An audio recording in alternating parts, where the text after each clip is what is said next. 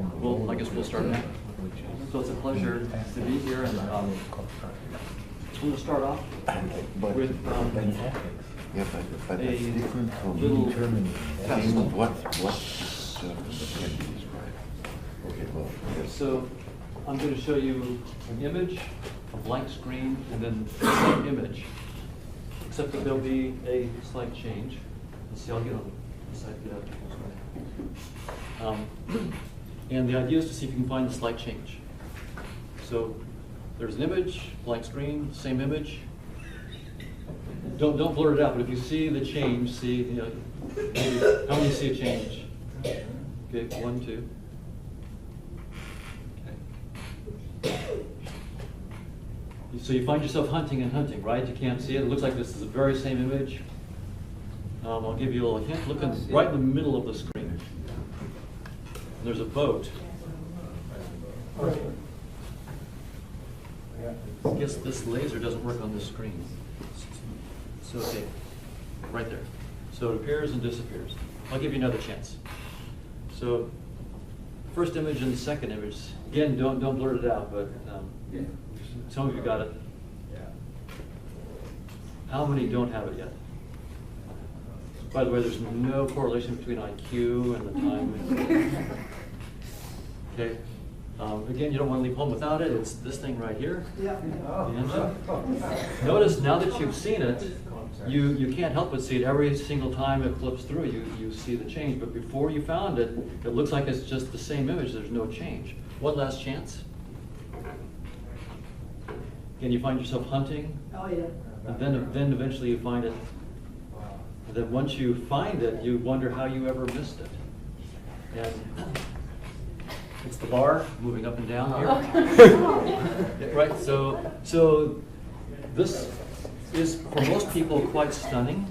Most of us feel like the way vision works is we see all of the visual world in high detail, and we're just taking a picture of what's out there. And so it's a bit of a surprise. You know, if we were just taking a picture of what was out there, surely we should just be able to take this picture and then the next picture and compare them and see the difference. But that's clearly not what's going on.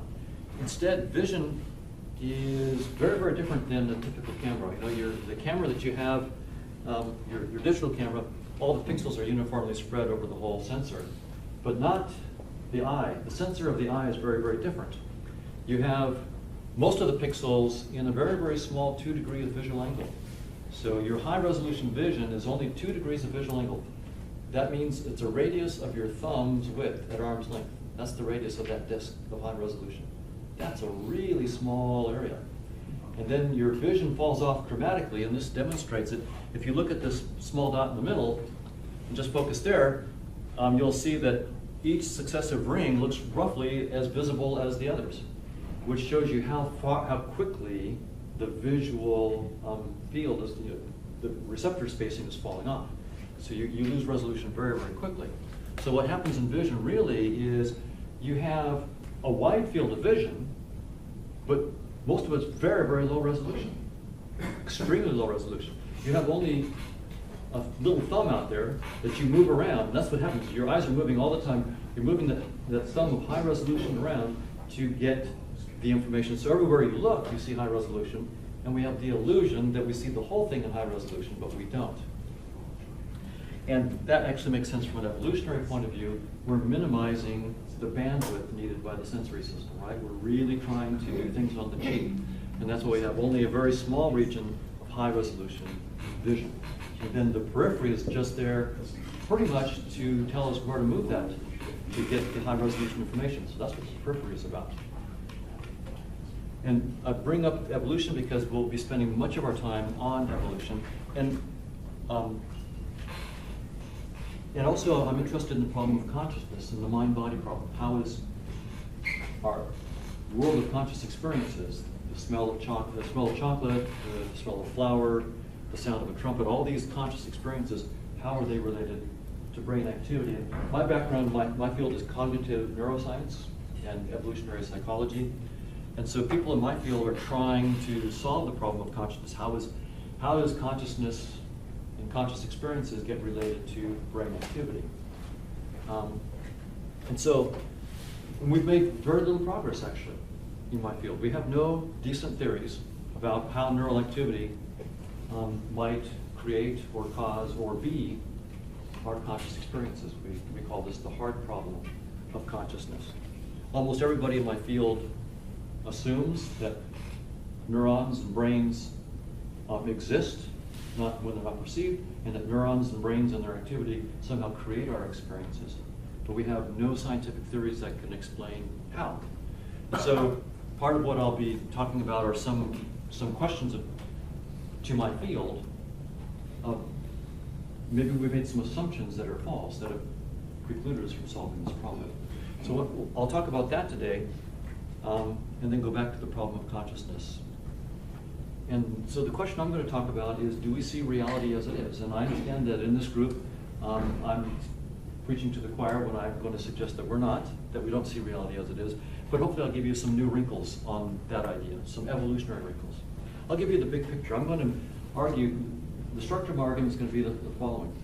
Everybody in my field is a physicalist. Most of them are nihilists, and they all believe in evolutionary theory. That our senses evolve by natural selection. So I'm going to assume all those things. And then I have a theorem that I work with a mathematician will prove that if our senses evolve by natural selection, then the probability that we see reality as it is 0. So it's actually, so if you assume evolution by natural selection is true, then you can prove that physicalism is false. And so that's going to be the structure of the argument. But we'll go through it more and more step by step. So as I mentioned, the people in my field are almost all naive realists of some stripe, or critical realists. So they think that neurons exist and brains exist when they're not perceived, and that the neural activity is ontologically prior to any conscious experiences and somehow creates those conscious experiences. So that's why I have to challenge that in my field to make some progress. So, do we see reality as it is? And now I'm sort of talking to someone that I'm presuming is a naive realist.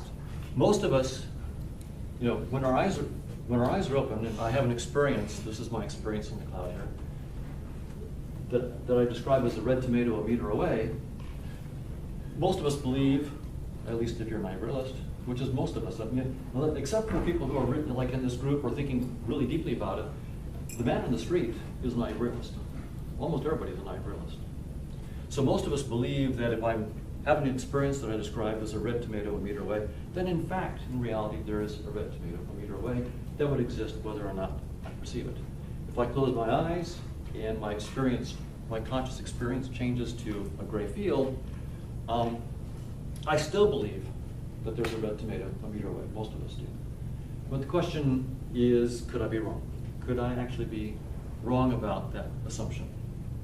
And again, I understand in this group, I'm in much more friendly territory than I normally am. Normally I'm speaking to neuroscientists, and the knives are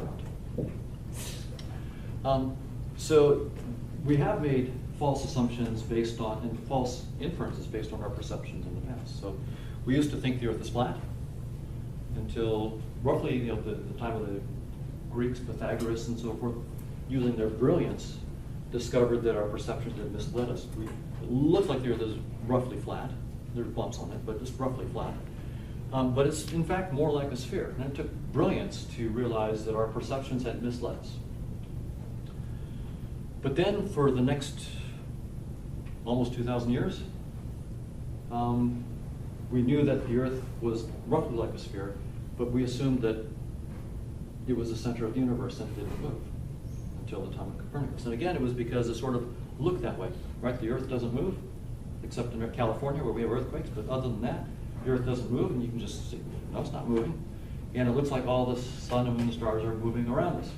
So it looks like we're the center and everything revolves around us. And so for 2,000 years, that's what we believed. It even became church doctrine, right? It was Catholic church doctrine, and Copernicus didn't publish his theory that was false. He had it published after his death because he knew the Catholic Church well enough to know that it would be wise to publish it after he was already dead. And Galileo didn't understand that. So when Galileo took on the church, he was ushered down to the basement, as you all know, shown the instruments of torture, whereupon he recanted. He was a smart guy. So Galileo and Copernicus, so what's interesting, by the way, is that our belief in misperceptions from our senses are so strong that they can become church doctrine. And life and death can be dependent on believing that church doctrine, even though it's just plain false. So that's how deeply we believe our senses and are taken by them. So Galileo and Copernicus discovered that our senses had fooled us. The earth is not the unmoving center of the universe. And then Galileo went on to say that there might be other ways that our senses are misleading us. In his book, The Soothsayer, I think that tastes, odors, colors, and so on reside in consciousness. Hence, if the living creature were removed, all these qualities would be annihilated. So he was thinking that our perceptions do mislead us about other things. We think that colors and tastes and odors and so forth really, the apple is really red whether or not I look. And he's saying, no, the apple's not really red even if you don't look. Red is only a property of your consciousness, so it's only there while you experience it. Now, I think Galileo did believe, he was still a realist. He thought that physical objects exist, they have their shapes and their positions in reality, even if no one perceived them. So those don't just reside in consciousness, they're primary qualities. Effectively, this is primary and secondary quality idea. So what does modern neuroscience have to say about perception and reality? Well, and the way our senses work. And how does it relate to Galileo's idea? Well, it turns out that a third of the brain's cortex is engaged in vision. So when you simply open your eyes and look about this room, neuroscientists tell us billions of neurons and trillions of synapses spring into action. The cortex areas are shown here. The ventral, temporal area is involved in the what they call what processing. What are the objects? What are their colors? Where are they? And so forth. And this parietal area is involved in how. How do you interact with these objects? How do you avoid falling off of cliffs and so forth? How do you pick them up? And when you add up all the areas that are involved, it's about a third of the brain's cortex. And that's a bit stunning for most of us, because to the extent that we think about vision at all, we think of it as like a camera, right? There's not in this room, you're not naive realists, but most people in my field are naive realists. So I think there really is a 3D world with objects and colors and so forth that exists whether or not anybody perceives them, and all vision does is take a snapshot of that world. And the problem with that is you don't need a third of your brain's cortex to take a snapshot. We had cameras before we had computers. So what's going on here? What is this neuroscience telling us? Now, there is a part of vision that is like a camera. The eye has a lens which focuses an image on the back of the eye, where you do have a sensor, as I talked about. It's about 130 million photoreceptors, so it's a 130 megapixel camera, effectively. Although most of the sensors are right in this 2-degree visual angle area here called the fovea. The rest are scattered out more loosely. So it's got hundreds of millions of interneurons. It's a digital signal processor. It's a supercomputer in each eye. It's actually quite brilliant. There's a lot of really intelligent design there. It's also unbelievably stupid. You have 130 million photoreceptors, but in front of the photoreceptors, between the lens and the photoreceptors, there's all the blood vessels that are supporting hundreds of millions of interneurons, which are doing all the processing. So all of that mess is in front of the photoreceptors. Photons have to get through all that to get to the photoreceptors, and a lot of them don't. So that's really stupid. And then all the interneurons are in the middle of the eye, so all the axons from the processing are in the middle of the eye. They've got to get out. So because of one kludge, you have another kludge. All the axons are where they shouldn't be, so they have to punch a hole in the photoreceptor mosaic. You have a blind spot in each eye where you have no photoreceptors. So if I were a design professor and I saw this, I would go, this student is a genius. And they were drunk when they did the homework, right? Because it's just like obvious genius and then just crass stupidity involved. And by the way, it doesn't have to be this way. All vertebrates have the stupid design. But cephalopods, like the octopus and squid, they have the right design. They evolve vision separately. Photoreceptors are in front, interneurons, blood vessels are behind. No problem, and there's no blind spot. So it all works right. So we got the flunked model, but vision has evolved dozens of times independently. Cephalopods have the far superior model. All vertebrates are stuck. Once evolution got the bad design at the start of the vertebrate line, it just got hacked and kludged on, and we're stuck with it. But that doesn't, so that's the eye, but the eye is not really where the action is happening from the neuroscience point of view. The action is happening in the brain, right? That's where you have billions of neurons and trillions of synapses that are processing vision. And the question is, what are they doing? And what is standard in my field, cognitive neuroscience, is to say that the reason we have all this processing of vision and the other senses is that you're not just taking a picture of reality, in fact, you're constructing in real time all the reality that you experience. So the idea is I close my eyes, I see a gray field, I open my eyes, I feel like I'm just taking a snapshot of this 3D room and the people and objects in it. But in fact, what I'm doing in about 100 milliseconds, the story is, these billions of neurons and trillions of synapses are like a reality engine. And in real time, 100 milliseconds, they're creating the 3D space I'm seeing. They're putting the objects in that space, they're painting the colors on, and it's all you. You're doing this all so quickly, though, that it feels to you like you're just seeing the world as it is, but in fact, you're seeing the virtual reality that you create, and it takes you about 100 milliseconds to create. So that's what all the horsepower is for. We construct reality that we see. And for most audiences, I have to spend some time convincing. I think for this audience, I don't have to, but I'll just show you some slides that sort of get at the idea that we construct what we see. So here's a couple examples. I have some discs here in which I've cut out parts. I throw them on the screen. Don't see much, but if I just rotate them a little bit, now out pops the cube, right? And you probably see some glowing lines. Can you see them glow in this light? Did they appear to glow to you? Okay. And you can see two different cubes. So there's a cube with corner A in front and a cube with corner B in front. So what's going on here is, of course, the glow is not there. And that's why I showed you rotated first. There was no glowing lines before. So I just rotated them. So you're painting the glow. You hallucinate the glow, so you construct that.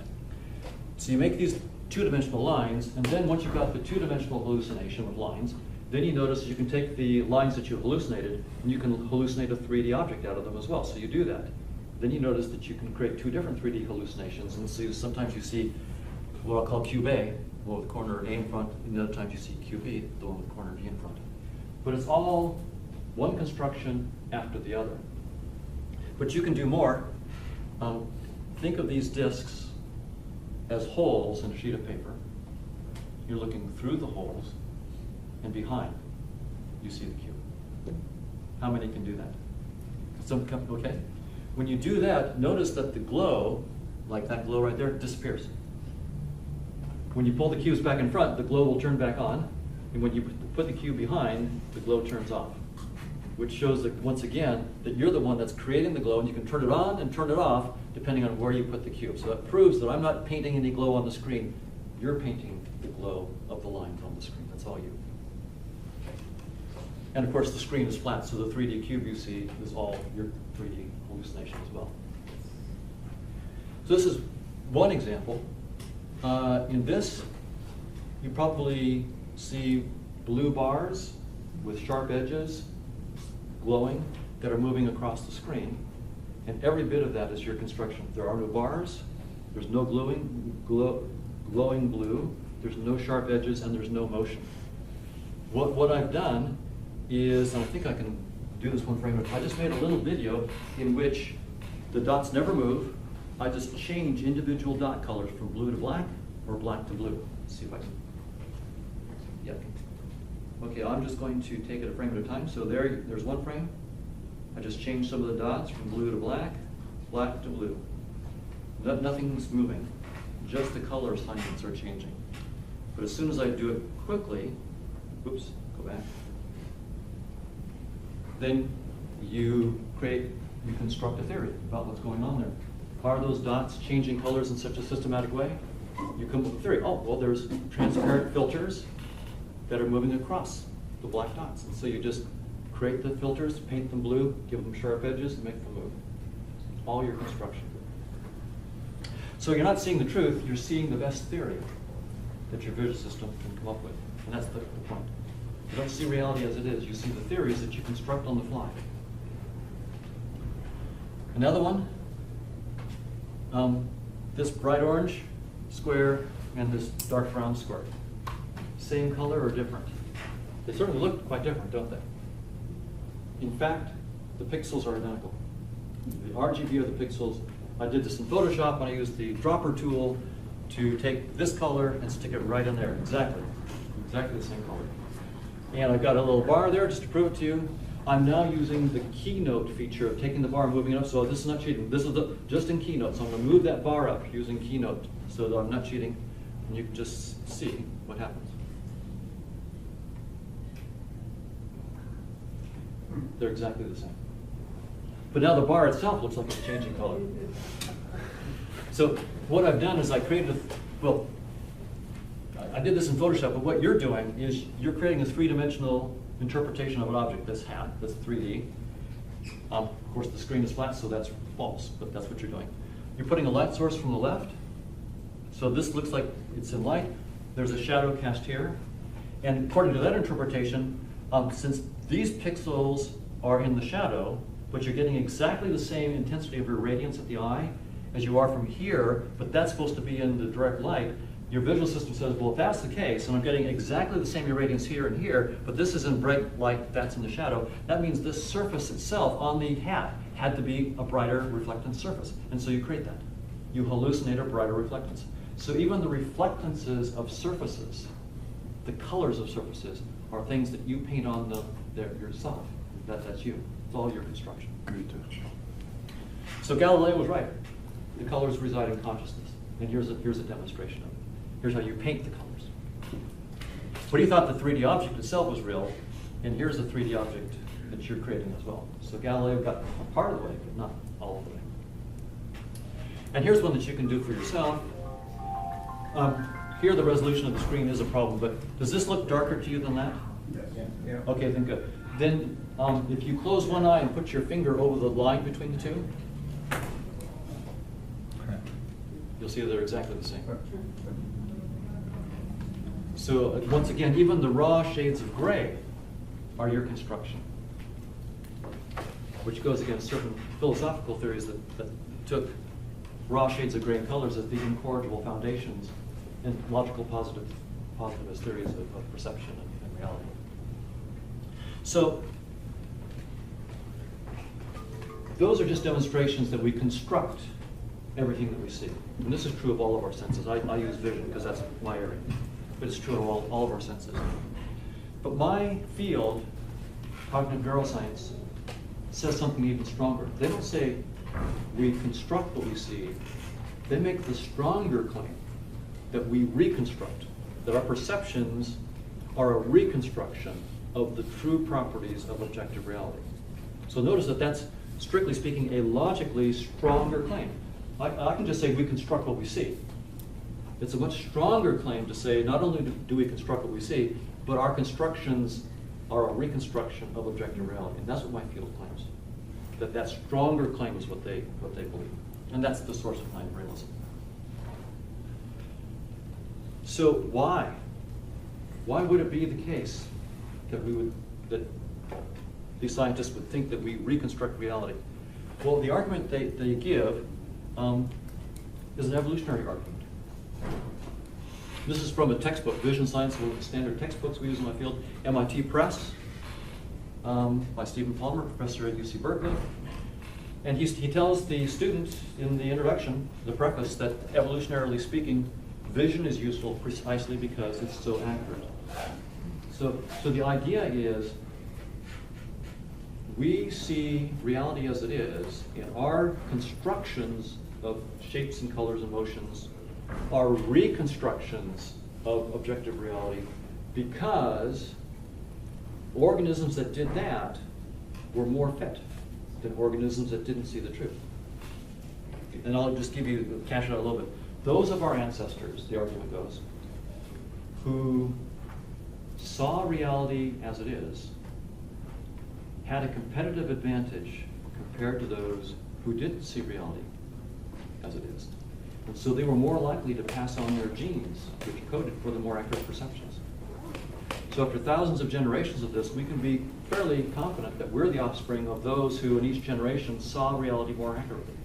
And so we can trust our senses to tell us the truth. Not all of the truth, and no one's a total omniscient naive realist. No one's an omniscient naive. We don't see all of reality, but we do see those aspects of reality, they say, that we need. So there's this evolution has shaped us to see not all of the truth, but those parts of the truth that we need to stay alive.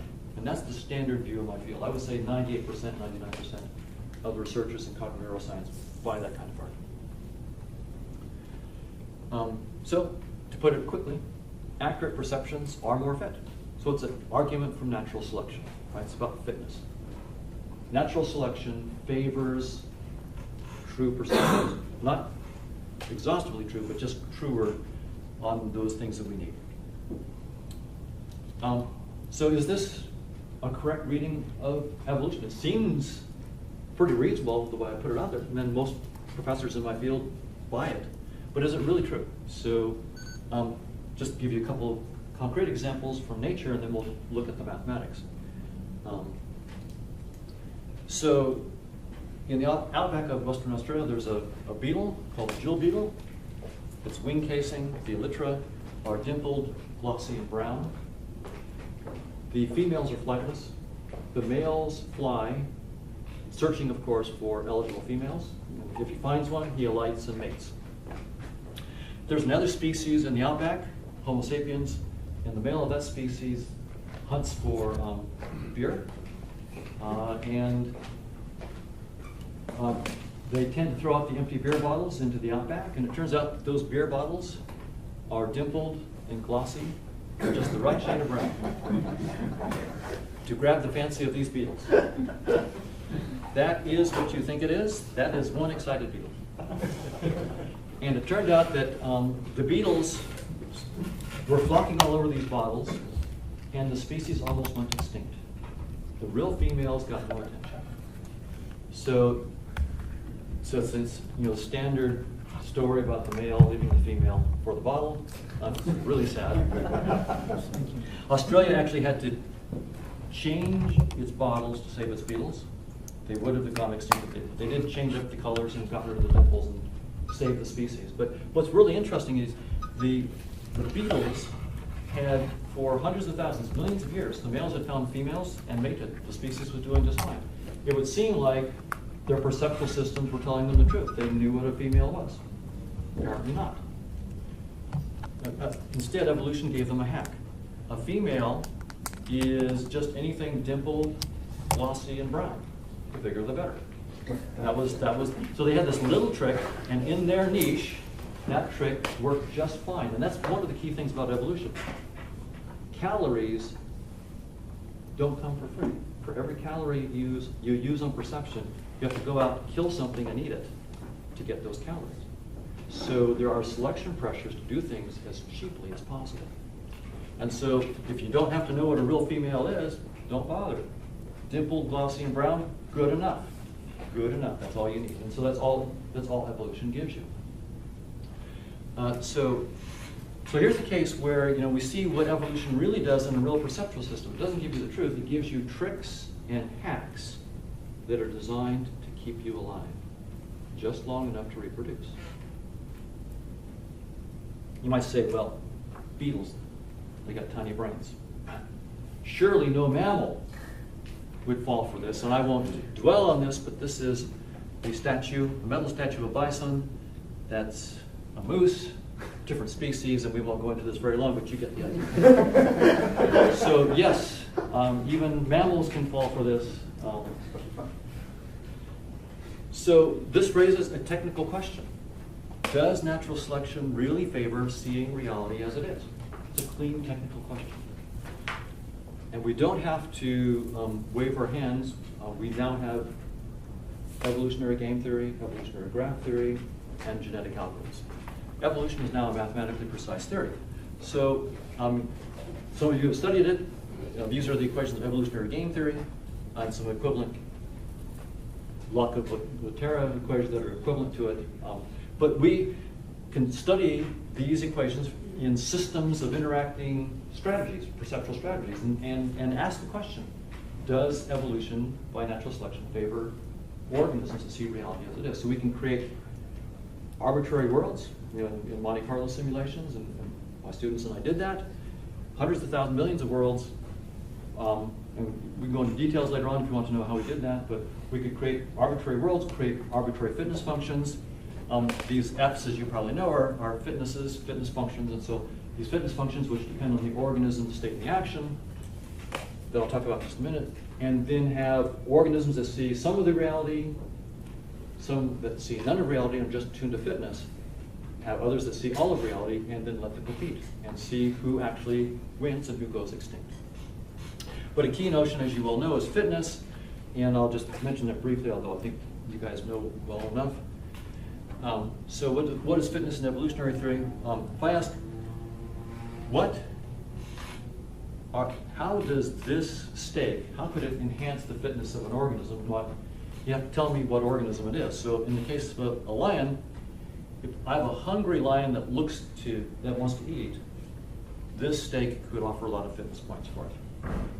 For that same lion that's full and wanting to mate, that steak no longer offers any fitness points at all. And for a rabbit, in any state and for any action, that steak is not going to offer any fitness points. So in evolutionary theory, fitness is not the same thing as objective reality. Fitness is a more abstract concept. Fitness does depend on whatever objective reality is. It depends on it. But also, so it depends on the state of the world, but it also depends on the organism, the state of the organism, and the action. So it's a complex function with at least 4 elements in its domain: the world, the state, the action, and the organism. So it's a complex function, say, into the real line. And the world is only one part of the domain of that function. So the fitness is not the same thing as truth. And that's a key point in evolutionary theory. Fitness functions and the objective state of the world are utterly different things.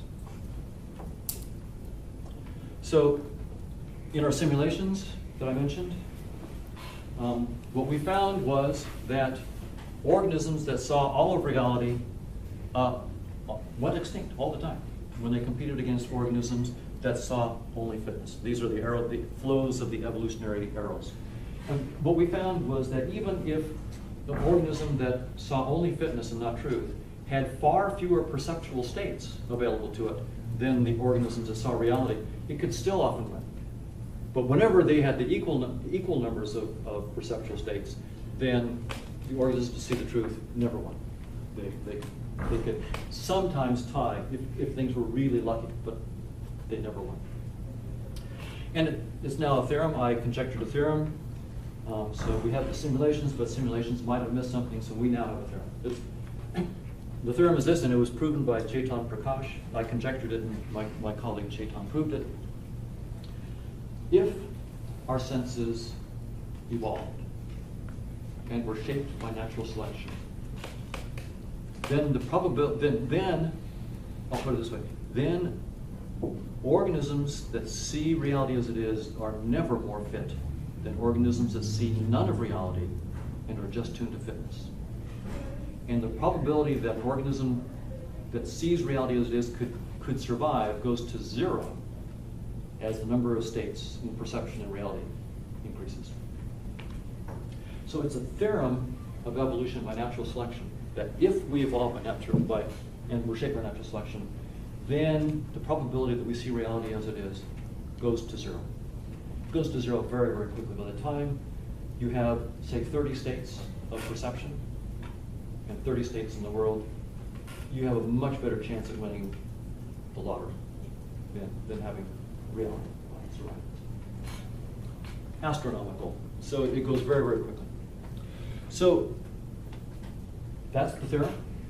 You can argue, some people said, well, there's more to evolution than natural selection. Indeed. There's pleiotropy, linkage, constraints from physics and chemistry and so forth.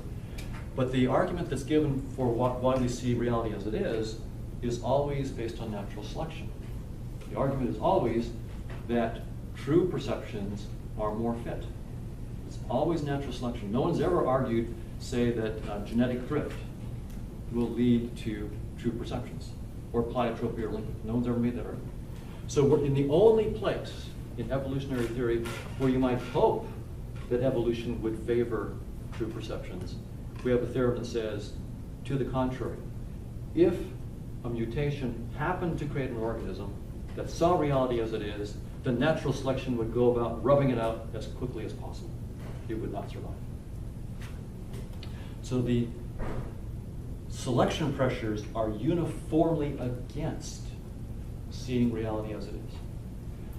So you can see the argumentative structure that I'm coming up with now. I'm taking something that all my colleagues believe, evolution by natural selection, and showing that it means that none of our perceptions reconstruct reality.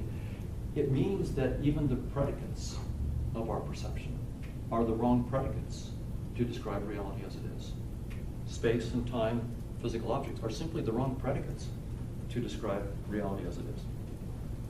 So, in short, perception of reality goes extinct if we evolve by natural selection.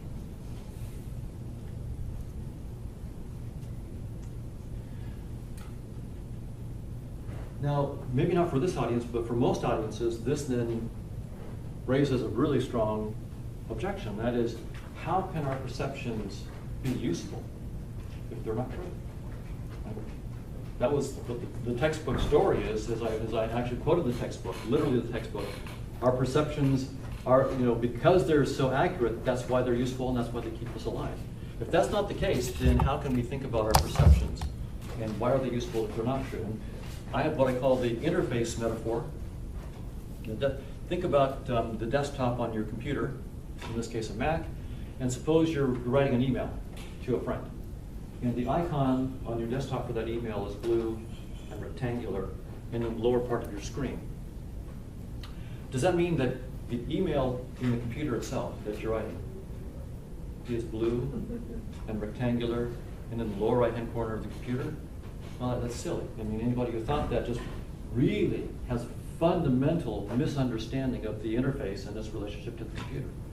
That interface is not there to show you the truth of the computer, the diodes and resistors and voltages and magnetic fields. Quite the opposite. That interface is there to hide the truth. Part of its purpose is to hide the truth so that you don't have to deal with all that. If you had to toggle voltages to write an email, your friends would never hear from you, right? So here's a clear case where knowing the truth will not set you free. It'll keep you from doing anything useful. And so that's sort of the idea of this metaphor. Evolution has shaped us with a perceptual system that is a species-specific user interface. Space, 3D space as you perceive it right now, is your desktop. So you have a 3D desktop, and pretty soon we'll have 3D desktops on our laptop. Probably within 10 years we'll have holographic desktops. And this will be a much easier metaphor to grab. But 3D space as you perceive it right now is not the truth. It's just your desktop. And physical objects, like this chair, are just icons in your desktop. And the point of this 3D space and physical objects is not to show us the truth, but to hide the truth. We evolved perceptions of space and time and physical objects to hide the truth. That's the purpose of it, is to hide the truth and to guide adaptive behavior, to know how to act, to stay alive. And you can put it this way, perception is not about seeing truth, it's about having kids. That's what it's about. So that's what we've evolved. Now there's some obvious objections. Again, maybe this group wouldn't have objections, but I'll raise them anyway. One objection that I often get is, Hoffman, if you think that train coming down the tracks 200 miles an hour is just an icon of your desktop, why don't you step in front of it? And after you're gone and this silly theory with you, we'll know that that train was real. It's more than just an icon. And you'd be happy to know I won't step in front of that train for the same reason, I wouldn't carelessly drag my icon for my file to the trash can. Not because I take the icon literally. My email is not literally blue and rectangular, but I do take it seriously. If I carelessly drag that icon to the trash, I could lose a lot of work. And that's the point. We've evolved our perceptual system, including the objects that we see, as an interface to keep us alive and to guide adaptive behavior. We have to take it seriously. It evolved to keep us alive, so we have to take it seriously. Those who don't take it seriously go extinct. They die. But we're not, therefore, logically entitled to assume that we can take it literally.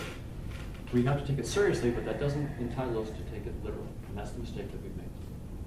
So I take my perceptions seriously, but I don't take them literally. And psychologically, we just make the false move. Because I have to take it seriously, I have to take it therefore literally. No, that's wrong. As soon as you expose it, then it's obvious that it's false. But it's a very, very compelling psychological argument. Another argument. Hoffman, you're not saying anything new. Ever since Rutherford, about 100 years ago, he told us that this looks like a solid, heavy metal train, but Rutherford told us that's mostly empty space. There's a nucleus, tiny, tiny nucleus, the electron is way out there, it's mostly empty space. So our perceptions don't match the reality. It's not really a train there, it's really these tiny particles that are moving around. So you're not telling us anything new. I'm saying something very, very different than Rutherford and the physicists.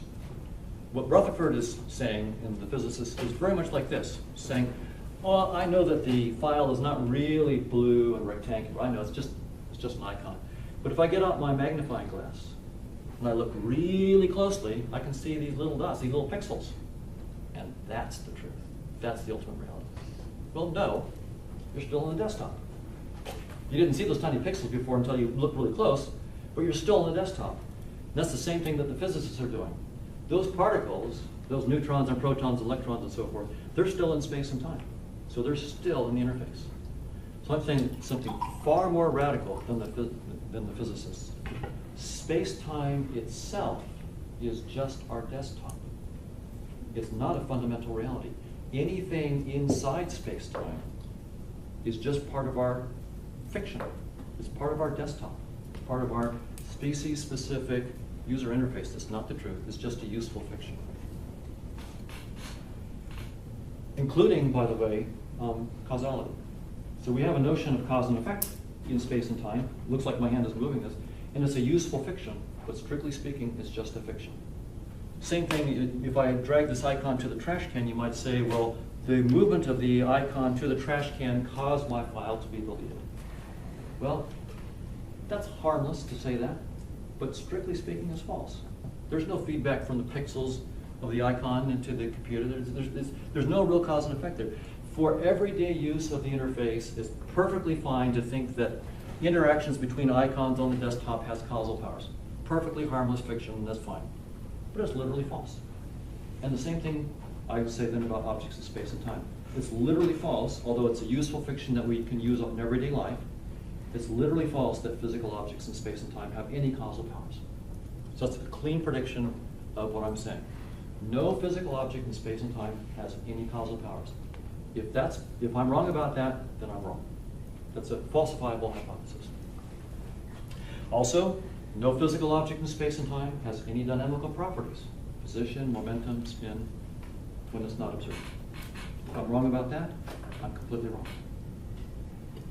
So it's a clean falsifiable theory that I'm proposing, makes clean predictions. Any experiment shows that a physical object such as an electron has real values of position, momentum, spin, when it's not observed. I'm completely wrong. So, another argument about the train. We all see the train. Therefore, since we all agree that there's a train, the train must really exist. So it's an argument from consensus. But that argument is also fallacious. We all see a cube. But we all know that we all construct a cube. There's no cube there. The reason we all see a cube is because we all have a similar interface. We all construct the same way, so we all agree. But we all agree because we share the same kind of interface, not because we see the truth. So consensus doesn't tell us that we're seeing the truth. It just means that we are all mistaken in the same way. So there's some of the arguments, there's many more arguments, but those are some of the big ones against this theory. And also some of the clean predictions that the theory makes. Testable. One other objection that's been brought out about it is to say, well, look, our perceptions have so many symmetries, right? I can use the Euclidean group to predict from this view of the chair exactly what I'm going to see if I move over here. So there's all these beautiful symmetries, not only in the shapes of objects themselves, there's some bilateral symmetry, but symmetries in the perception action loop and what I can expect to see as I move around. So there's all these beautiful symmetries in our perceptions. Surely all these deep symmetries, and going to physics even deeper, there's the Lorentz, Poincaré group, and all these other symmetries. Surely these symmetries of perception are telling us something deep about the fundamental nature of reality. So surely our perceptions are more than just this arbitrary interface. They do give us an insight into objective reality. And again, not. I conjectured, and my colleague Chetan proved, what we call the invention of symmetry theorem. What we proved is that no symmetry in our perceptions tells us anything about the nature of objective reality. You're not entitled to assume, because you have any symmetry in your perceptions, to say anything about the structure of objective reality at all. The only thing that you're entitled to do is to put a lower bound on the cardinality of the set of states of objective reality.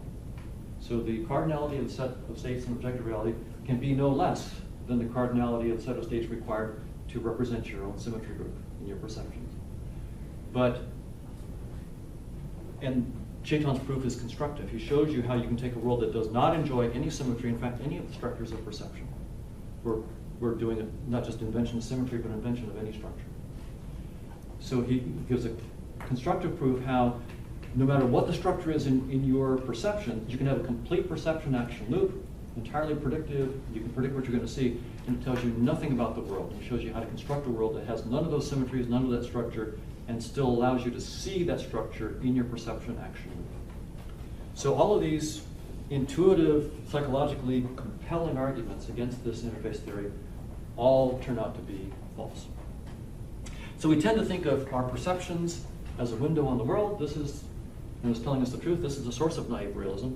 But evolution by natural selection is saying that's wrong. Instead, our perceptions are like a 3D desktop. Here's my Windows desktop now to give equal time between Macs and PCs. And physical objects are just icons on the desktop. So what is space? Why do we see 3D space? I have a conjecture. This is some work I need to cash out some more, but here's a conjecture, and I'll make a prediction from it. From an evolutionary point of view, the only thing of interest is fitness. Information about fitness in an actionable form. Fitness information that you can use to stay alive. Whenever you have information that's important to you, you might want to have error-correcting codes to make sure you don't make mistakes in that information. And so I think of space, 3D space, as an error-correcting code for fitness. It's actually, so the 3D space isn't an objective reality, it's a data format. We're inhabiting, it's like the Matrix. We're in our data format right now, this 3D data format. And the data format has 3 dimensions, not because objective reality has 3 dimensions, it doesn't. The notion of dimension is the wrong notion, probably, for objective reality. Instead, if you've studied error-correcting codes, like Hamming codes and so forth, what you know is that you can, if you add redundant dimensions to your data format, you can create redundancy that you can then use to get rid of errors, to detect and correct errors, like in a Hamming code. So for example, if I want to send you a 0 or a 1, but I'm concerned about noise, what I can do is use take that one-dimensional signal and beef it up into a 3-dimensional space, where what I'll do is I will send you that same thing, the 0 3 times, 0, 0, 0, if I want to send you a 0. If I want to send you a 1, I'll send you a 1, 1, 1. But now, if I send you my signal and you get a 1, 1, 0, you detect an error, because the only code words are 1, 1, 1 and 0, 0. Those are the only code words. That's not a code word. You detected an error, and you can guess that the code word is 1, 1, 1, because that's the closest one to it. So that's the whole point of error correcting code. This is the simplest case, the Hamming code, where you beef up the number of dimensions to provide redundancy so you can detect and correct errors. So I think of 3D space as simply an error correcting format for fitness signal information. That's the signal, fitness information, and space and time is an error correcting code for it. Clean prediction. If it's an error correcting code, then the volumes in space are really illusory. If I ask you, how much information can I store in that, you see a cube there, but how much information can you store in the cube? Well, none, right? You can't store information in volumes if this is not a real 3D space. It's just a data format space. So I make a clean prediction. In physical space, you cannot store information in volumes. And if I'm wrong about that, I'm wrong. My theory is wrong. So, clean technical question. Here's a volleyball, 3D volume. How much information could I store? You might say, well, you could take a 1 terabyte hard drive in there, 2 terabytes, and pack it in now with more technology would make those more compact.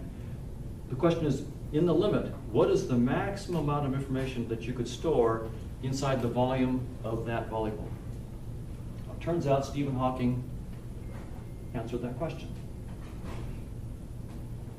His answer is, it does not depend on the volume. You cannot store information in volumes, in real space, in physical space. It depends only on the surface area. And it's in fact, this is a surface tessellated into so-called Planck areas, and you can get maximum amount of information that you can store inside the volume of that sphere depends on the number of Planck areas on the surface of the sphere. Hawking discovered this first for black holes, and then Susskind and others, de Hooft, generalized and proved that it was for any region of space. So space, as physicists study it, cannot hold information. It doesn't store information. A clean prediction from the theory that I proposed and confirmed. Are you familiar with Bremerman's limit? No.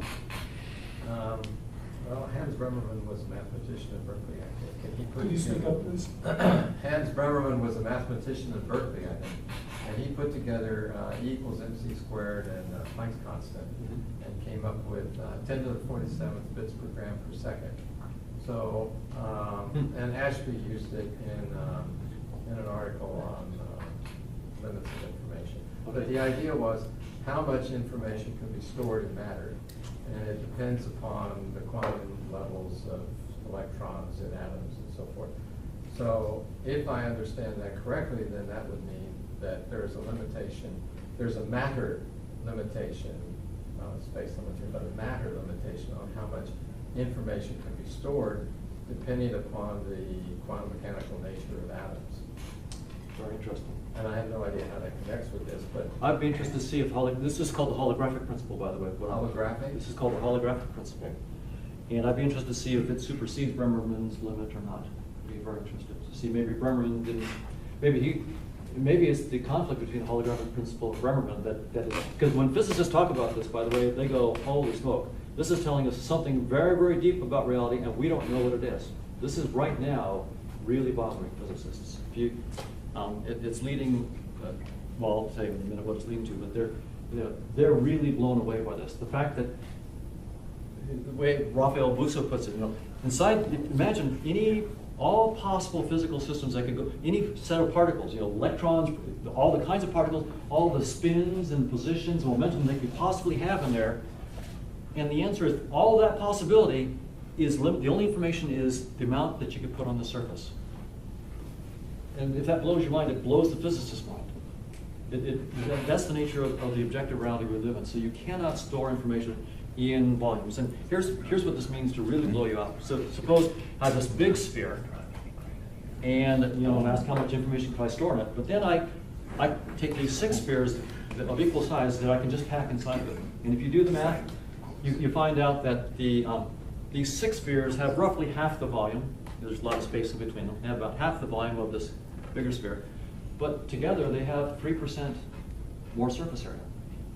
So if you're a computer engineer, and you're given a choice, you have two choices for storage of information, and you're going to maximize it. Should you use the bigger sphere or these 6 smaller spheres that have half the volume? The answer is you should take the 6 smaller spheres. You can store more information. Now, do this recursively. Take each one of these spheres and pack it with 6, and then do that 20 or 30 times. You're now down, if you take 1/2 to the 30th power, that's a pretty small number. You're down to 0 volume, essentially. And each time you've got 3% more information, so 3% increase 30, 40 times. You've got millions of times, maybe billions of times more information in no volume. That's the universe we live in. Yeah.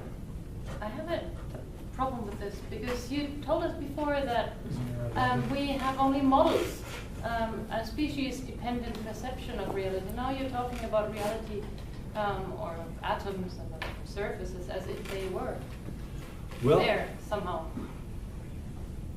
Well, we can view this in a functional way. So I have the function, I'm a computer designer, and I'm just going to try to build something that works. And the question is, what's going to work?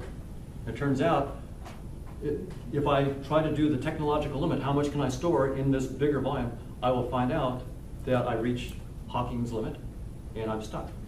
Whereas here, Hawking gives me 3% more.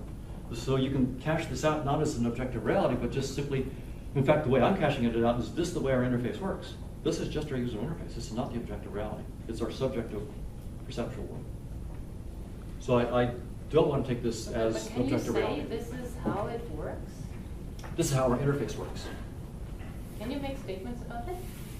It's a statement about reality that you're making. Well, it's a statement about my conscious experiences. Right. It's a statement. So space, now I view it as the nature of my conscious experiences, my perception of 3D space. And actually, when I'm talking with you, and I'm talking about do you see this and do you see the, I'm assuming that your conscious experiences are relevantly similar to mine. I can't verify that. I can't know it. All I know is my experiences. I don't even know if you have experiences. You don't even know if I have experiences. I could be a charlatan. I could be up here just talking and I have no experiences at all, but I'm just pretending that I have experiences. You'll never know. So it's literally just all about the nature of our experiences. And part of my background is in psychophysics. And in psychophysics, we know that even about our own experiences, we're not complete authorities. We can be wrong about the nature of our own experiences. So I'm not claiming that we're, have perfect knowledge even of our own experiences. But I am just talking about the nature of our experiences as opposed to something that transcends our experiences. Yeah. I think what's been going on in the last 2 questions is vocabulary. Okay. So you are used to talking to people who are realists. So the words that you use are words that are embedded with realism. Right.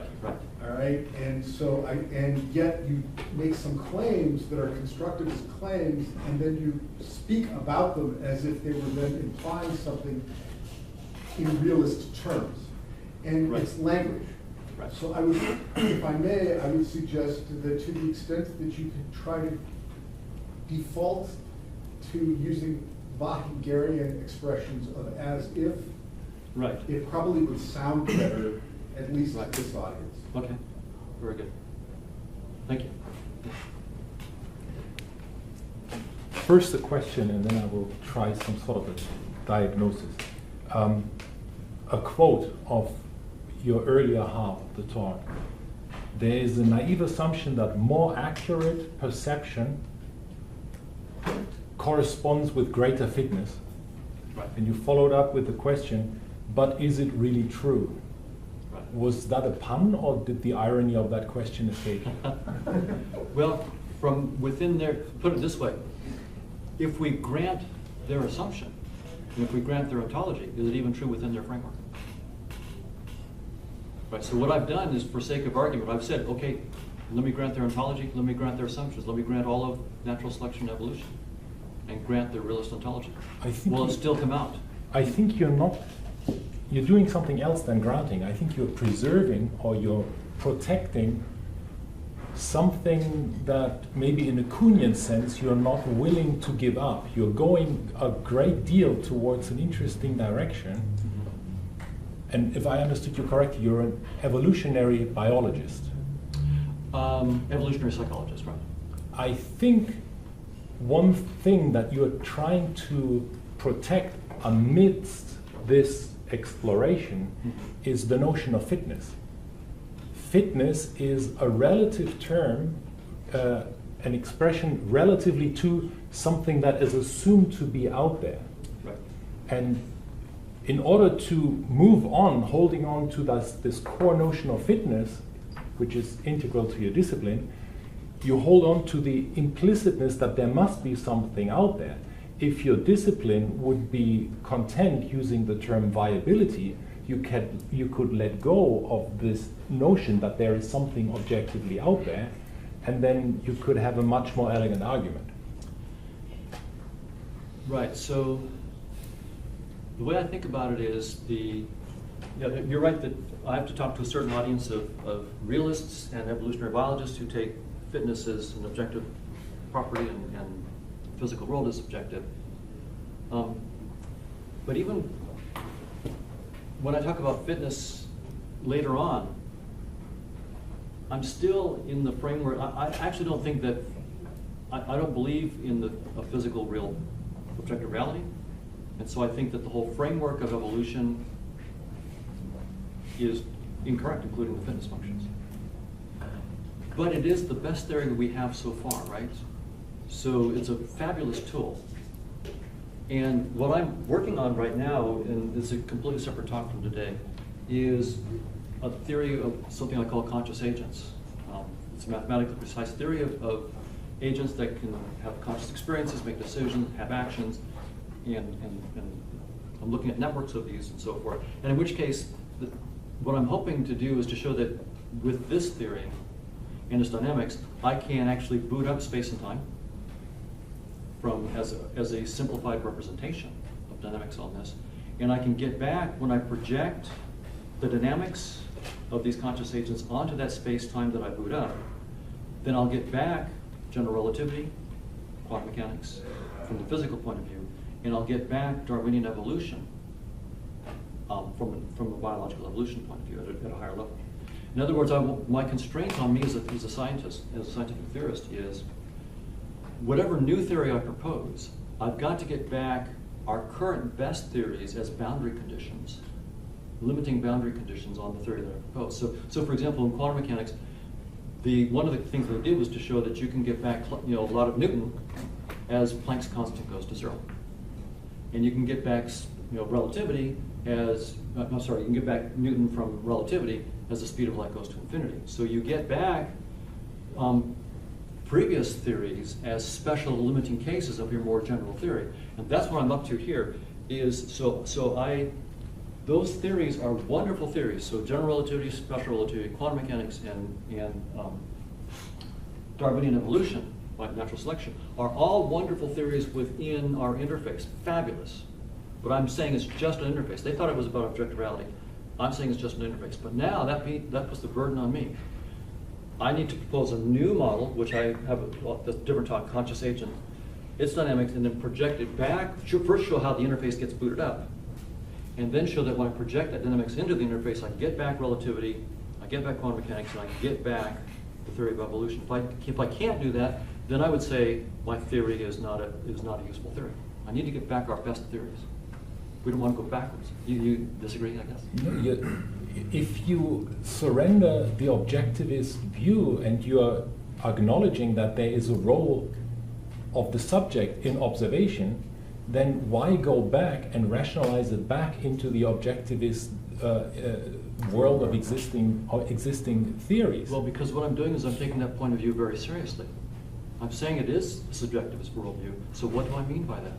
I'm giving a mathematically precise statement of what it means. So my theory of conscious agents is absolutely mathematically precise, so that people can say exactly why I'm wrong. So I'm taking the subjectivist point of view and putting a mathematical theory behind it. And then saying, if we're going to be subjectivists, then how could a subjectivist create the illusion of space and time that would give us the mathematics of quantum mechanics and general relativity? How can we do that? as a scientist, I'm not happy to just have words. I want a mathematically precise theory where I can be proven wrong. It's just words, I'm not interested. Try to create an elegant theory. First of all, I don't mean to be disrespectful. Right. Absolutely not. And I could well be wrong, and I'm probably wrong. I have sympathy for the defensive position that I'm putting you into. It's not meant in this way.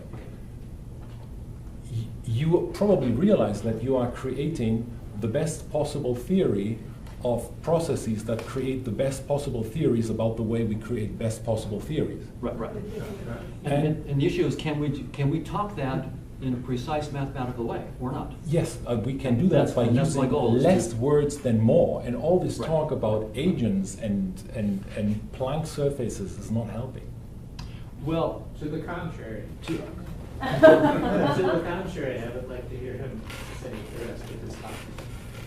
right. So, well, yeah. I'll just say that my own feeling is that I'm all about the subjectivism, but I want to make the subjectivism completely rigorous and show how the appearance of objectivism comes out of it. I mean, I want, if I can't do that, then I don't have a clean enough theory of subjectivism. So I'll finish this up and then there are a few more slides. So 6 spheres, we've gone through this. So this is the part that you guys are all on board with anyway. So if I open my eyes and have a conscious experience that I describe as a red tomato a meter away, I'm interacting with something. And here, I should say that there is a sense in which I'm a realist, but I don't claim that I know what that reality is. So I think that there might be an objective reality, but the chances that I know what it is are probably very, very minimal. And I'm a scientific realist in the following sense. I think a goal of science is to try to come up with true theories, and the chances that we can actually do that are very, very dim. So that's sort of another part of my but so when I have a conscious experience that I describe as a red tomato a meter away, I'm interacting with something, but that something is arbitrarily different from a red tomato. So I put digital rain, just to say that it's something utterly different. And when I have an experience that I describe as a lion, again, it's something utterly different. And here's where, to my neuroscience colleagues, I start speaking terrible, terrible thing. When I look and see brains and neurons, I'm interacting with some reality, but it's nothing like neurons and it's nothing like brains.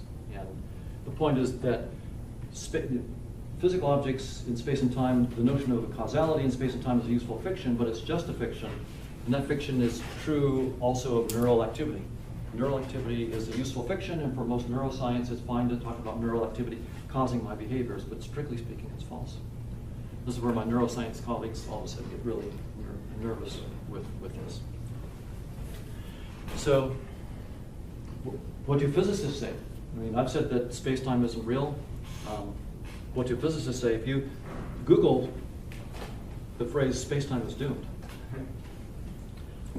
this sentence right here, you'll find a bunch of interesting YouTube videos by physicists who are saying this. In particular, Nima Arkani Hamed, who's at the Institute for Advanced Study, he says, space-time is doomed. This was just last year he said this.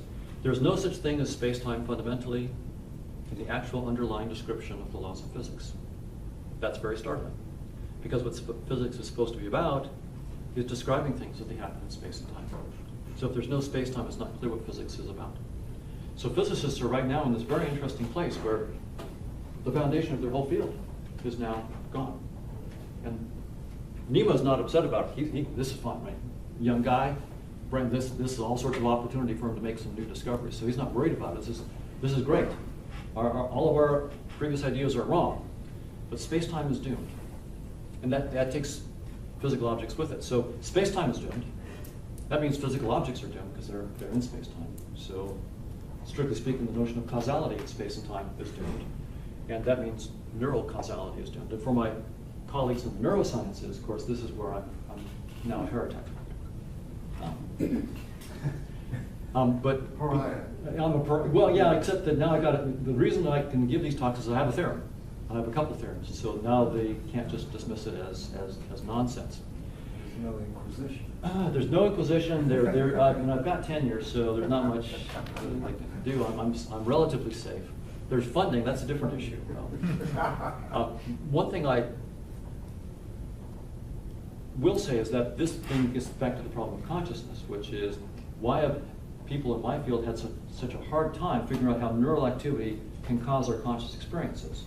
Well, that's because neural causality is junk. Neurons don't cause anything, so in particular, they don't cause our conscious experiences. We've been chasing after a theory in which neural activity causes our conscious experiences, and we've been trying to do that for many centuries. And the reason we can't do it is because we've set ourselves up an impossible goal. Neurons don't do anything. They don't even cause my behavior, much less my conscious experiences.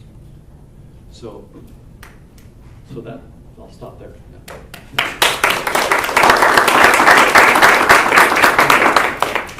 I don't really understand why you're getting such a hard time, because, I mean, even if there's scientific realism there, what you're theorizing is the idea that there's subjectivity all the way down to infinity and beyond. Right. And if that can't be framed in a cybernetic framework, you know, because if there is any theory where there's no possibility of an observer to be separate from that reality, it would seem to be something along the lines that you're arguing. And that's why I find it strange that an organization that wants to be more contemporary is sort of, so I don't understand. So I'd like someone to explain to me what it is that you're doing wrong. Is it because of the realism?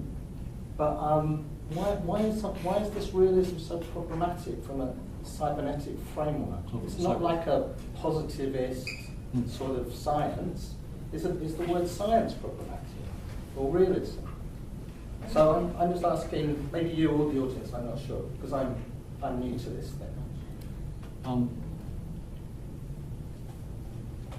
I don't know if I'll speak for the cyberneticists. I think that'd be better for you to say. I'll say why the physicists and my colleagues are really upset with this. So physicists will say, look, the Big Bang happened 13.7 billion years ago. There were no observers. There was no life. There was no conscious experiences. So clearly, consciousness and subjectivity is not fundamental. It came hundreds of millions, perhaps billions of years later. So any theory that you might have, Hoffman, that says that subjective is primary has got to be wrong, because the Big Bang happened first. So I'm going to have a theory, when I do this conscious agent model, I'm going to have a theory that explains why we have this theory of a Big Bang 13.7 billion years ago. And by the way, have you heard of the Wheeler delayed choice, cosmic delayed choice experiment? So it's an interesting, because this might be useful tools for you guys when you're talking with people who are realists. So when you measure in quantum mechanics, you have a photon coming, and it goes through one of two slits, right? And you can measure, did it go through slit A or slit B, or you can measure the superposition. So you can either measure which one, or you can measure the superposition state. But you can't do both. So now it turns out that you can send a photon, and after the photon has passed, quote unquote, through the slits, you can then decide which one to choose. To choose measuring slit A or slit B, or choose to do superposition. And it turns out if you do it's called a delayed choice, because you send the photon, you know that there's been enough time elapsed, it goes 1 foot per nanometer, so you know 1 foot per nanosecond. Yeah, 1 foot per nanosecond, so you can know that it went past the slit. You can choose with a random generator to go, measure slit A versus slit B, or superposition. And depending on what you do now, you'll get an answer, which means that you then have determined the path from before you chose, right? So now Wheeler says, let's imagine this delayed choice experiment. There's a quasar 5 billion light years away, and there's a black hole between you, and it creates a gravitational lens, and these things are real. In gravity, you can get double images of things. So because light goes around curved space-time, and so you can actually, so there's a quasar, it's bright enough that you can see it 5 billion light years away. The light has come either from the left side or the right side, so side A or side B. And now here on Earth, I can set up my telescope, and I can choose either to measure which side of the black hole it went around, A or B, or I can choose to measure the superposition. And Wheeler points out, and he did this way back in 1979 or 1980, points out, the decision I make today determines what path that photon took for the last 5 billion years. If I choose to measure a path A or B, if I say, then for the last 5 billion years, it's true that it was, for the whole 5 billion years, it was on path A. But if I chose to measure a superposition, then it wasn't true. So my choice today determines the history. Is that mine? Is that mine? It is. I'm gonna mute it, but Oh, wow. it's gone now. It's an advertisement sound like. I think the missing point there was that the light can't be in both places at a time. If you believe that it can't be in both places at a time, so I think that's the step that's missing there. Because the observer, where you observe it, is where it is. So it brings into effect the observer in the measurement of science. I think that experiment was done about 2 years ago. I just wanted to ask you a question. You said you can't store information in a volume. Right. Is that a description of our interface, our apparatus? Well, so it's the holographic principle. So you can just look this up on, Wikipedia and so forth, the holographic principle. And you can read Susskind's book called The Black Hole Wars, where Susskind tells you about the intellectual development of this. From the physicist's point of view, this is a truth about physical reality. From my point of view, it says space is just our interface. It's an error correcting code. So does that mean that it could be there, we're just not able to access it? Well, I see. Some physicists are playing with that possibility. So the holographic principle may be, and I'm not sure where they are on that. Some of them may say, well, maybe the information could be there, but we can only access the amount that's encoded on the surface. I don't know what their state of play is on Because that. then it also brings into question the nature of what information is, if it's a static thing that stays in one place. Well, when there's an interview with Raphael Busso, who's one of the big quantum physicists on this, and the way he describes information, he says, just think about, in that volume, all the different kinds of particles that could be in that volume, with all their different positions, momenta, spin, any other charge, all the properties, any possibility that you could imagine, that's what we mean by information. And the total of all those is only encoded by the number of pixels, Planck pixels on the surface, is the way they put it. It's called the holographic principle. By the way, I'll just mention about this error correcting code. After I came up with that idea, I thought, well, I'm saying that space-time is an error correcting code. Have the physicists said that? Turns out they do. They actually, just in the last 2 years, have realized that space-time is an error correcting code. Well, I have a very fundamental objection. Okay. And it was actually very interesting the way you started. You showed us some pictures and asked us to recognize whether there's a difference. Had you not asked us to see a difference, every one of us would have seen it their own way, and we wouldn't have known. So what made the difference? It made that you pointed out there was a difference. Language made the difference. In fact, because you explained, we looked at it differently, we could see it differently. That's one point. It is not just perception, it's perception also what we talk about. Yes. The second point is, Fair. Good point. I think you confuse consciousness with awareness. Awareness is what the tomato that you see. Yes. But consciousness, to me at least, is my seeing myself seeing that. Now, in some sense, these first experiments, you actually forced us to realize that we see things differently. That is an element of a small amount of consciousness. But I think that is a big mistake to confuse awareness with consciousness. Right, so yeah, no, I agree. You can have conscious experience without being self-conscious. And actually in the model of conscious agents that I'm developing, it turns out that the fundamental conscious agents, there is no notion of self-consciousness in the conscious agents. But we can actually build up circuits of these conscious agents where an agent can then learn to represent itself under description, so that you actually build up a self-consciousness.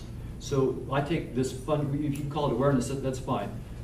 Others will make the distinction between awareness and consciousness, where awareness is completely out of your conscious awareness at all. So awareness just means information that's available to you, but you might not be conscious of it. You could have an unconscious awareness. And then some people will use the term consciousness to talk about conscious experience, and then self-consciousness to talk about what you were talking about. So the terms are used in various ways in different circles, which is why I'm trying to have this theory of conscious agents where I say, okay, here's the mathematics. This is precisely what I mean with the Yeah, mathematics. but you see, mathematics is peculiarly opposed to the individual. It's of, but you know, awareness I don't has understand. something to do with I don't understand that statement. verbalization of the I. There is no, I don't think there is awareness without language. Julian Jaynes, I don't know if you know him. The bicameral mind thing? Yes, that's right. And another one is actually Jacob von Uexküll, who Yeah. long time ago Umwelt. said that we don't see the reality, we see the consequence of our actions. Right, And- his and- Umwelt is like my interface. And that is kind of fundamental, but he at some point went also in the direction of what does the biologist see? And he didn't go very far. But I think Julian Jaynes went further. And at the point is actually language is fundamentally there. And when you always talk about physicists, well, physicists speak a language. And mathematics is a form of a language, very rigid, and excludes, in a sense, the observer. I think my criticism of much of cognitive science is precisely because they ignore language. There's this latest book this year on we can never think ourselves, the knowledge illusion. And I think this is a good example. Your first one is we cannot see the difference unless we talk about it.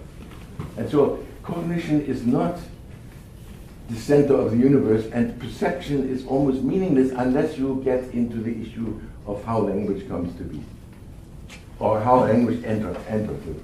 Right. You mentioned also, I wrote down here, but you said at some point that we reconstruct the present. No, we reconstruct our past experiences constantly. Right, yeah, memory is a reconstruction of the, well, it's an inference about the past. I would say construction, but not a reconstruction. It's a For example, the construction. tomato, if someone doesn't know tomatoes, it doesn't mean anything. But we know a lot of them, and we have talked about them and done a lot of things with them. I'll just say one thing about the mathematics. For me, the issue about mathematics is very, very important. I think that mathematics is absolutely essential for the advancement of science. That without mathematically precise theories, you end up in circles that don't make progress. The point of a mathematical theory is that the theory itself becomes smarter than you. When Einstein wrote down the equation of general relativity, he had no idea that it implied black holes. And he didn't like it. But the only way that you're going to be surprised by your theories is if you write them down in mathematics. If you don't do that, then you won't be surprised by your theories. You can't learn. What I want is a theory that's mathematically precise, where then I become the student of the theory, and it takes me places I might not want to go. But that's the point of mathematics. And for me, it's a very human lever. I view mathematics as a cognitive lever. I have intuitions. I'm smart enough to put some of them into mathematics, but I'm not so smart that I can really see all the implications of my intuitions. So I put them into mathematics, and all of a sudden, now I've got this cognitive lever that is a lot better than me. And often I can then take my own mathematical theory and go to a real mathematician and say, you know, I've got this theory. I don't even actually know it's my theory, but I'm not smart enough to know what the theory is saying. Can you help me? And then the theory takes me places. But if we have just language without mathematics, you don't get that wonderful benefit. And for me, that's the real power of mathematics. The mathematics is conveyed to you by a teacher. You put it on paper, and the interaction between you and the paper shows that you cannot think by yourself. You need these devices. But then we find out that it actually works, that without that mathematics on the paper, we can't build spaceships to go to the moon and so forth. It's only because we have that. It looks good. But anyway, so I'll defend mathematics for a little bit, but yeah. Wheeler gave us the Who? multiple world or many worlds interpretation. Oh, that's right. Fitness, I don't know if you thought about this, but an alternative to the many worlds interpretation, instead of every time there's a wave collapse, you create a whole new universe or a world, just the opposite, that the world we live in is the past, the current quantum state, and a nearly infinite number of potential quantum states that are accessible from our current state. And every time there's a quantum collapse that you get rid of, or nearly an infinite number of future quantum states cease to exist. I think that maps into your fitness idea. Fitness is truth, if you will, to spin it around much better, because in fitness you're really thinking about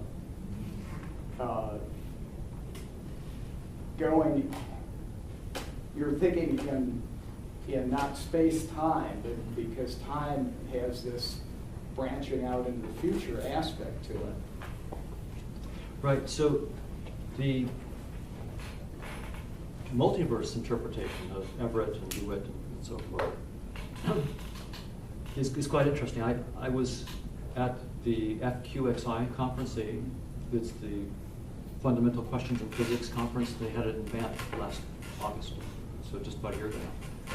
And they invited me because they were talking about physics of the observer, and they wanted the cognitive scientists who were working on the observer to talk with them. And so I thought, oh, they're going to be very interested in observer, maybe even consciousness and so forth. And it turns out, no, they're not at all. And it turned out that cosmologists and physicists are two different camps, and they're not. And cosmologists will say, we're cosmologists, we're not physicists. And cosmologists are the ones who buy the multiverse. And they say, those physicists, they talk about observers, and they've never told us what an observer is, so we won't have any. Until they tell us precisely what an observer is, we have no idea what they're talking about. They're talking about observers collapsing wave function. This is just mysticism. So the reason they go after the multiverse is because you can just have the Schrodinger evolution, no observer in the problem, and you just have all the branches of the evolution and the multiverse coming out of it.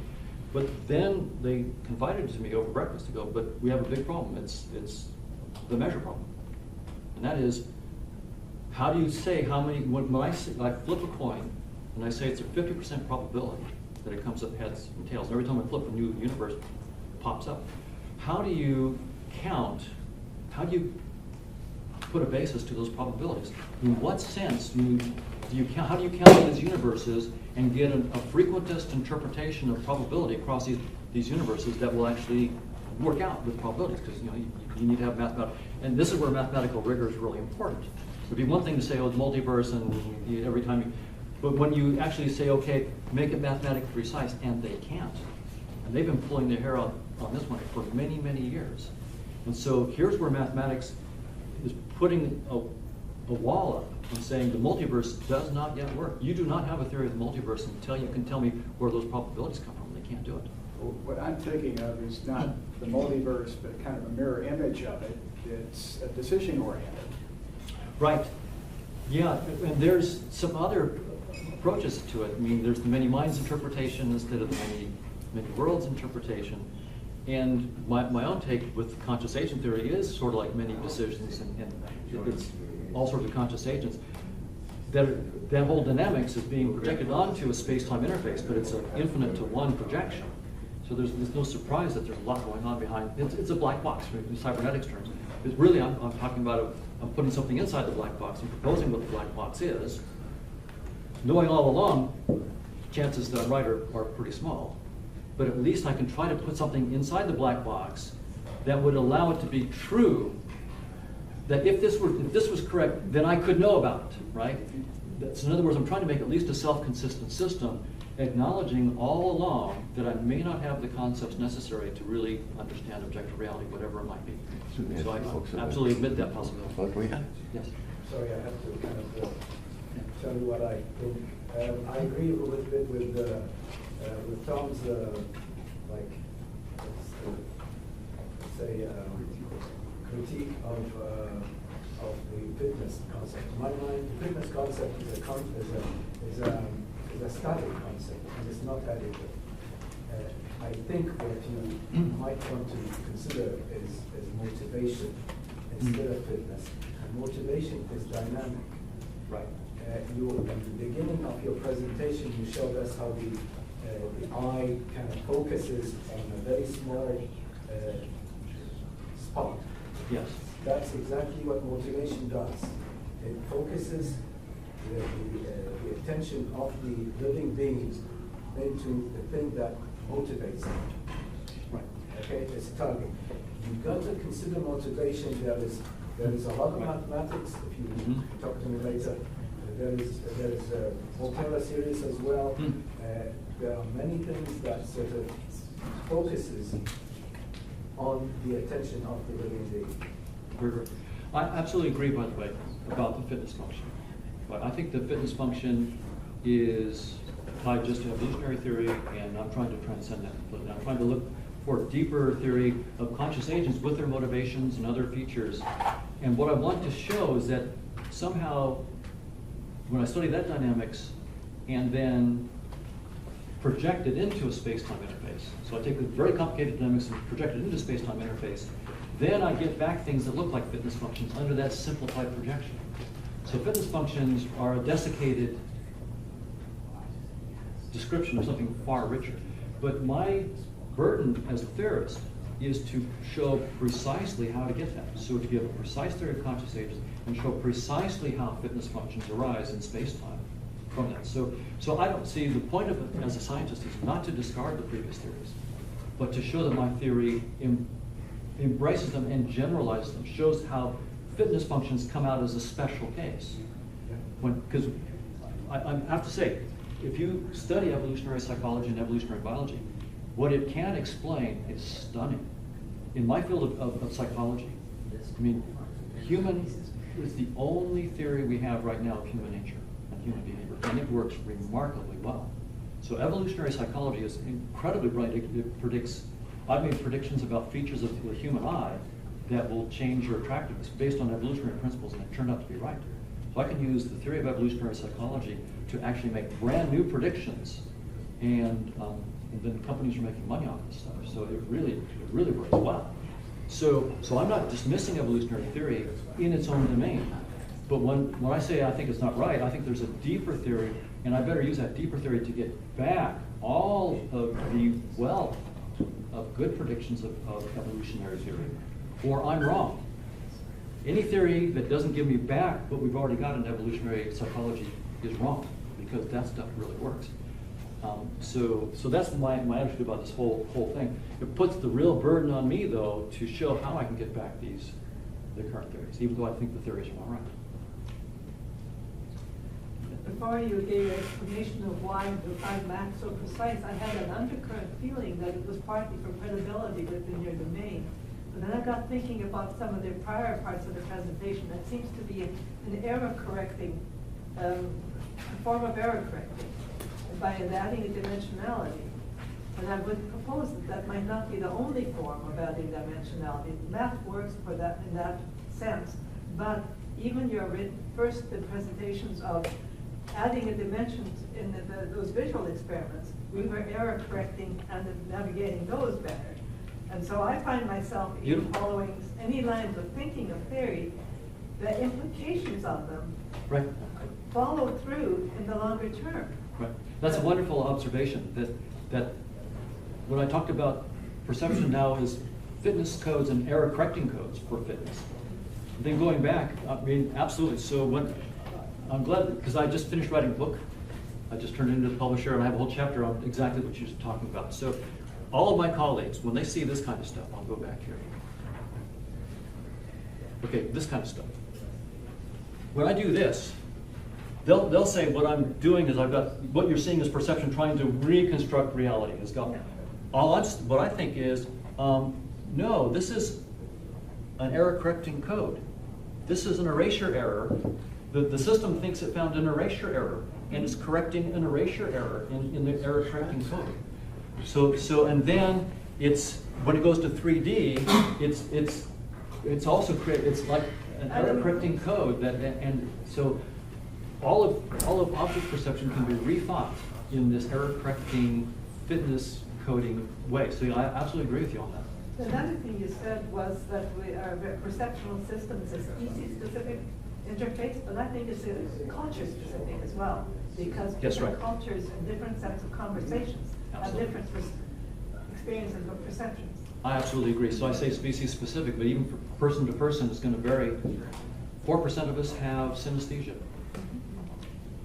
So some, in synesthesia, one person, for example, everything that he tastes with his tongue, he also feels in 3D space with his hands. So the taste of mint feels like smooth, cold columns of glass, and he can feel them in 3D space. And Angostura bitters feels like ivy, spongy ivy, and you can feel all the 3D shapes and the textures of the ivy.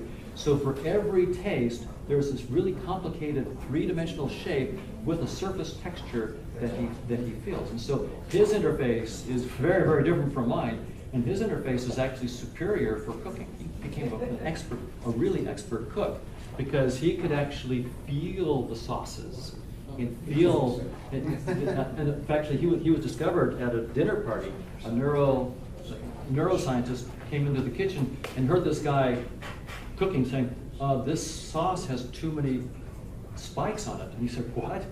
What are you talking about? And he looked around, I didn't know he was here. And he was filling the sauce with his hands in space. And he was tasting it, but he was filling it with his hands. And it had too many spikes on it, and he knew that that wouldn't be a good sauce. And so he was using his feet. So he used that interface in a very functional way. So evolution is not done with this. All of us have different mutations in this room. We all have slightly different interfaces. So when I say species specific, it's just that mine is probably closer to you than it is to a macaque, and closer to a macaque than it is to a rat, and things like that. Yes. I've been interested recently in the idea of motion sickness, both literally and as a metaphor. And I'm wondering, when you've got three different perceptions coming in, which are contradicting each other, what that has to do with fitness codes. Well, so, I mean, I'm sure you know the standard story about why we get sick, like in virtual reality or so forth, right? The standard story is that there is this mismatch between, say, the vestibular information and the visual information. And normally in everyday life, if you had a mismatch like that, that was usually because you'd eaten something poisonous. And because you had something poisonous that you got, that your system was messed up and you got this mismatch. And so it's time then to throw whatever that poison up. So the reason we get nauseous in mismatch perceptions is because that in our evolutionary past, that only happened when we were poisoned. Right. So now we didn't have virtual reality helmets during the Pleistocene when our cognitive systems evolved. So we didn't build that possibility in. And it's unfortunate for virtual reality because that's the problem with a lot of virtual reality. 5 minutes and you're sick, so that's a problem. But from an evolutionary fitness point of view, it was very, very important for us whenever we found that kind of mismatch, right? The reason we got nauseated was because that mismatch in the evolution in which the environment in which we evolved, that meant poison. So that's why it was very fit for us to get sick. So that's the evolutionary report. Now, by the way, it's not fit for us to get sick most of the time. Every once in a while you get a bad burger and you get sick. But the funny thing is you put on a virtual reality helmet and you know that it's because of that, but that cognitive knowledge does not penetrate these subcortical mechanisms which are involved in that. I want to ask you, when you said about the physical object didn't have any causal powers without the relationship, or the no real values when not observed, because the ontology you're presenting, that there isn't really such a thing as things having causal powers in that rich framework and complexity. So why couldn't a physical object like the source have affordances which were only realized or actualized when the person with the synesthesia sensed it? Or it will have other affordances to enable someone to see it as blue or red. But they're still part of the object. Every interface has like another side to it. And so when you sort of argue that everything is on one side of the interface, and even though we know that there's something on the other side, but we're never going to know it, well, you're never going to know it as an it, because it isn't an it, because you've already said that every it has infinitesimally amounts of other its inside it, which are always interacting, doing things differently. So it seems a peculiar way of presenting what you're arguing by using a different ontology or a different language to make those points, especially for our sort of audience. Okay. Well, let me say at high level what I'm doing, and I would like to, I think I have something to learn here from you about, it seems like every once in a while I'm saying something in the wrong way, so I'd like to really understand it. So I'll say how I think about it, and then I'd love to get maybe better language. So the way I think about it is, I've argued that if I assume evolution by natural selection is true, then I find out that space and time disappear. Right? That space-time is doomed. Therefore, everything inside space-time is doomed as part of an objective reality. So that means that everything that I'm experiencing right now, 3D space, physical objects, I can't assume that any of that exists when it's not perceived. It's just the form of my perception and nothing further. On the other hand, I'm not a solipsist. So I do think there's something that exists even if I don't exist. I, for example, own life insurance, and probably most of us in this room own life insurance. So we're all betting our money that solipsism is false. So solipsism, we're betting, is false. So the question is, what is the nature of the reality that would exist even if I don't exist? Well, it's not space and time. It's not physical objects. So what I propose is to say, well, look, I may not know anything. It's possible that every belief I have is false. That I certainly leave that as an open possibility. But if I'm wrong about having experiences, I'm not claiming I'm incorrigible about my experiences, or I'm infallible about what they are. Just the raw idea that I'm having experiences, that I smell chocolate, that I have headaches, and so forth. If I'm wrong about that, then I'm wrong about everything. I might as well just have a beer and just have a good time, because there's no point.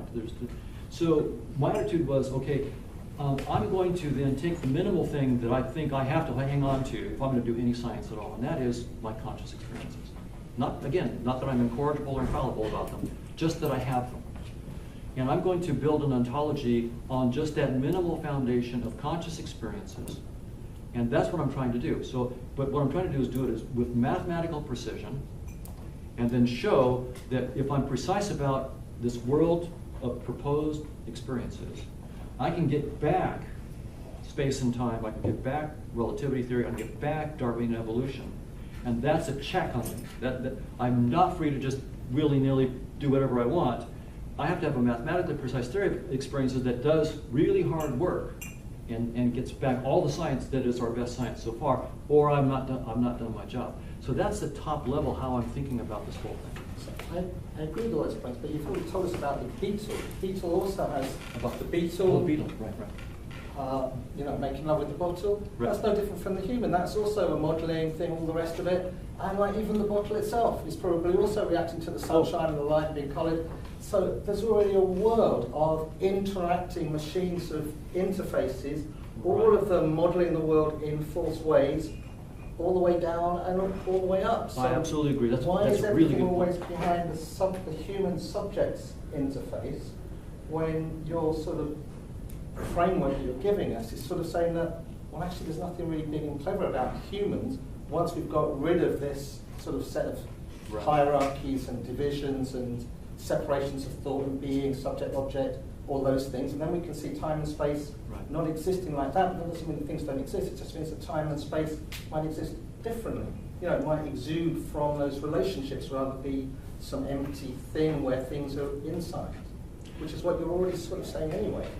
Right. Well, so on the beetle, point well taken. I mean, you could say, look, I in my story about the beetle, it sounded as though I was saying there really is a bottle, and that's really different from a female beetle, and that male beetle is getting the truth wrong, right? He's not getting the truth, but I know the truth. But that's not actually how I think about that story. But that's the way you would normally read it if you're an evolutionary biologist. The way I think about it is, I have an interface.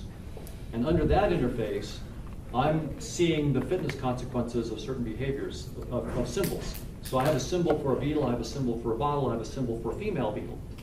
And I have within my interface, certain descriptions, and I notice that this beetle is making me, when he's,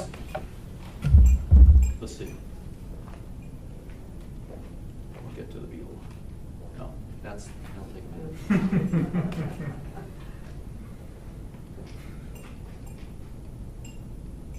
So when this beetle is doing this, I know within my interface what he's trying to do, right? And I know that within my interface, he's not going to get that. So this is all an interface description. So I'm making an inference about some of my symbols I have a beetle symbol, and I have an inference about that symbol trying to get certain fitness points for itself with certain actions that it's taking, and I recognize that in this context, those actions aren't going to get the fitness points that it wants. So I don't have to have an objective space and time, an objective bottle, or an objective beetle. I can now propose in my theory of conscious agents, okay, what I see when what I call this a beetle, I'm interacting with a bunch of conscious agents. It's not a beetle, it's a bunch of conscious agents. And under my description of those conscious agents, what they're doing from my interface point of view isn't going to really accomplish what they're trying to do. And by the way, now I'll go back from a different point of view. If I step back into the evolutionary biologist framework, so now I'm back in space and time and interfaces, and forget the conscious agent stuff for a moment. Much of the competition between organisms is really interface wars. That's what it really is about. An organism, when you think about organisms that are trying to use camouflage and so forth, what is camouflage really? It's exploiting weaknesses in the interface of predators or prey. If I might be camouflaging myself as like the spider that's a bird dropping spider, right? It's camouflaging itself as bird droppings so that birds won't eat it. But so what it's doing is exploiting a weakness in the interface. Every interface is going to be only a satisficing solution toward getting fitness, right? That means it's going to have holes in it. And so evolution, so really most of the interesting stuff in evolution is an evolutionary arms race between interfaces.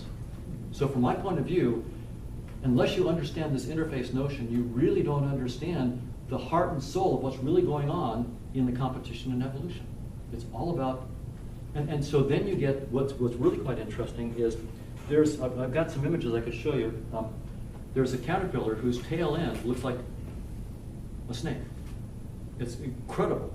And the eyes have highlights on them, false highlights. So it's like the eyes were wet. So you have these black eyes on this false head of a snake on the back of a caterpillar. And it's got these catch lights on the eyes. What's going on there? That shows an evolutionary arms race of interfaces where the birds got fooled, but then, so you had to have better eyes. And then eventually, unless you put a highlight on the eye, the birds would eat you. And so you had to actually get that catch light on the eyes or the birds would eat you. So there's this evolutionary arms race between interfaces and then the presentation of your own body within their interface. And so it's a very, very interesting way of thinking about evolution. Yeah.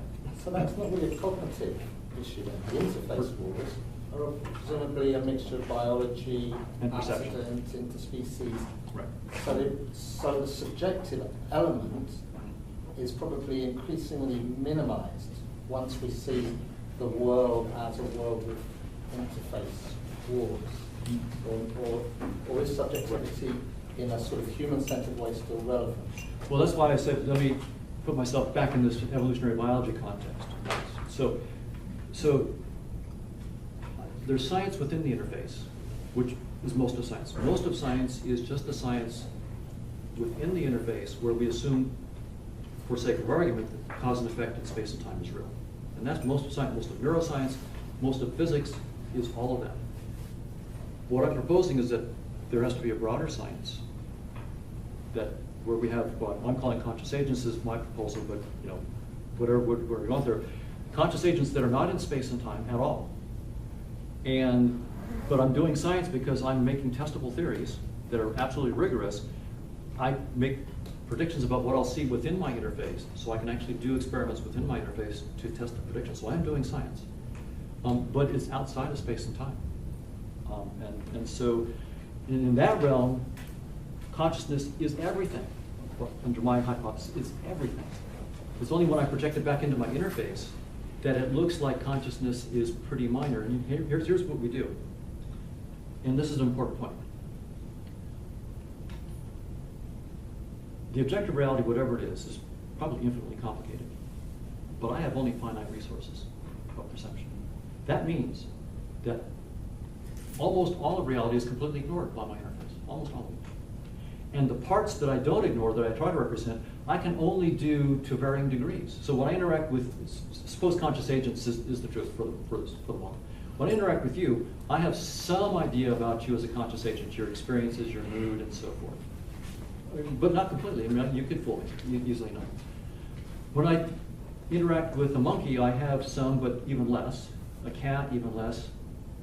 An ant, even less insight into them as conscious agents. When I interact with a rock, I've given up. I'm interacting with conscious agents on this hypothesis.